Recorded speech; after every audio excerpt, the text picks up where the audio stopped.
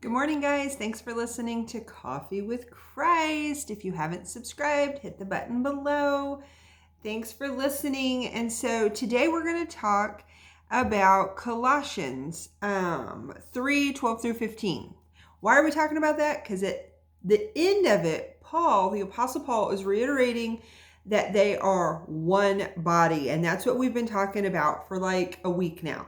Being one body, being unified in the body of Christ. What's our place in it? It was important to Jesus.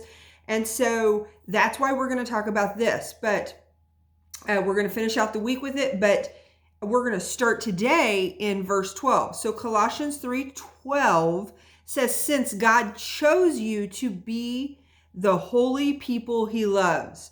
First of all, good news. God chose you. God chose you. Let that go. I just let this like wash over me. God chose me to be his holy people that he loves. Holy people. So we start to freak out when we hear the word holy because it's like, I don't know. That's like this really spiritual term. Holy means set apart. God chose you to be set apart. Why are you set apart? This is also super good news. It's not based upon how good you are. You're set apart by his work in you. You are set apart. You are holy. And so you must clothe yourselves with tender-hearted mercy, kindness, humility, gentleness, and patience. I love this because how are we going to live in the body of Christ? How are we going to function as one? I mean, I don't know about you, but if you've ever had guests over for like the holiday and you're not used to it and you're all crammed into one space, you can kind of just get on each other's nerves after a while.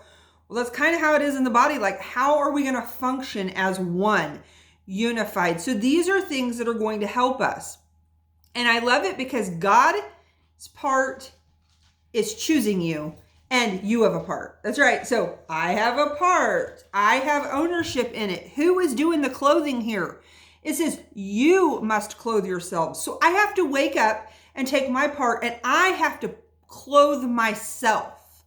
You know, it's a choice. And so to live in unified body, we have to clothe ourselves with tenderhearted mercy, kindness, humility. Humility is a word that people are like, I don't know. That's just you and me recognizing God's supremacy in our lives and that we are in comparison where we fit in, that he is supreme. And what it does is it helps us not to be arrogant because nobody wants to be around somebody who's arrogant, right? Nobody wants to be around a know-it-all. So when we're humble, when we're full of humility, it helps that. So I don't know about you, but like I want something that I can tangibly like benchmark and work on. And that's what I love about Colossians. It's a lot of that. It's a good. So we're clothing ourselves with humility, gentleness. We think of gentleness like a lot of times men, this is a thing. I don't want to be gentle. You know what I mean?